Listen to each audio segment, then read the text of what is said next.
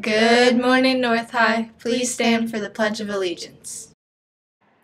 I pledge allegiance to the flag of the United States of America and to the republic for which it stands, one nation, under God, indivisible, with liberty and justice for all. North High SGA is hosting the first ever County Olympics on June 1st and 2nd. Every school in the county is bringing and competing for the title of Best Team in the County. We want to put forward our best athletes so that we can win the trophy. Follow the County Olympics Instagram at Washington County Olympics or on Twitter at County Olympics, or talk to Zaire Scott or Allie Getz for more details. Roster spots are filling up fast, so make sure to register. It is $20 until May 1st. This cost includes your t-shirt and activity fee. There will be an informational meeting for the rugby club today in room 222. See Mr. Govea if you have any questions. Attention everyone interested in playing volleyball next year. We will have an informational meeting today after school in the gym. We will provide information on open gym and summer conditioning. All are welcome to attend. Congratulations to the 2018 to 2019 SGA officer team. Your president will be Megan Alshire, your vice president will be Alice Poffenberger, your treasurer will be Kira Lutz, the corresponding secretary will be Sarah Sardina, and the recording secretary will be Steven Sereno. Congratulations to all. The culture of the school is how the school feels on a day-to-day basis. It's how the staff feels, how students feel. It's how we reflect ourselves to the community. How do you think the culture of North High is? Do you walk into the lunchroom and see cliques? Do you think people in general are happy as a hub or not? Do we exude positivity or do we get caught up in the negativity? Most importantly, what kind of impact do you think you have on our culture? Mike Smith helps us explore and understand how judgment impacts our school culture significantly and how each of us can make a difference. We all know how it feels to be judged.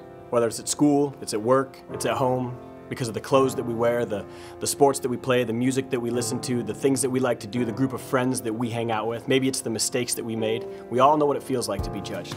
I get thousands and thousands of emails, messages, comments, posts from students all across the country talking to me about how it feels to be not accepted by one group or not a part of another group, that their school is plagued by cliques and people judging other people. It's like you walk into the lunchroom and you know exactly where you can sit and where you can't sit, and everybody's got their little place. You know what's crazy to me? That over 42% of all students say that they've been bullied online. 3 million students nationally are absent every single month from school because they don't feel safe. Every day in our country, there's an average of over 5,000 students who have attempted suicide, and that's just grades 7 through 12. Where do these numbers stem from?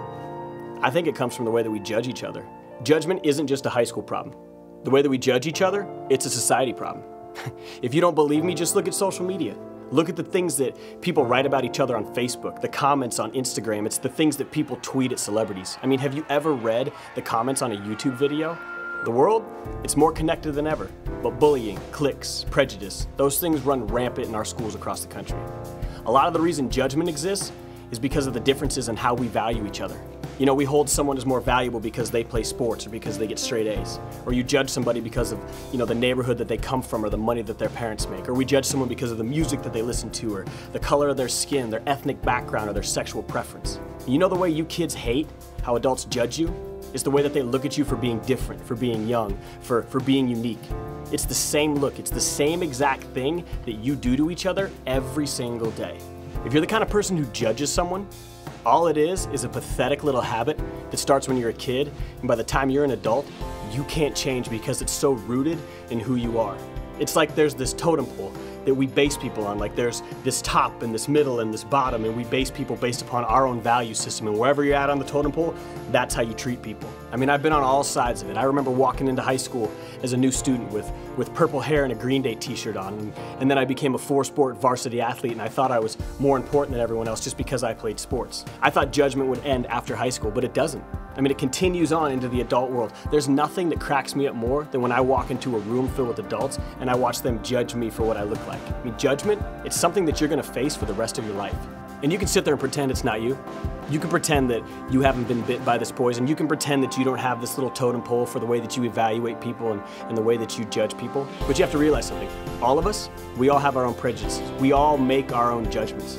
We have to understand that everyone has value. everyone matters.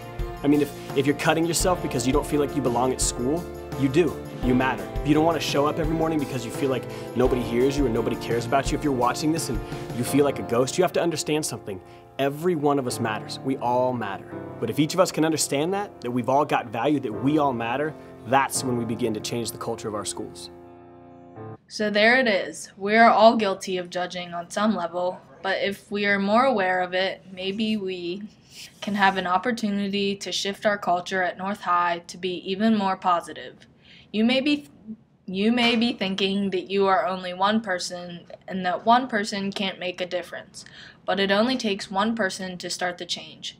That is Hub Pride. Have a terrific Tuesday, North High.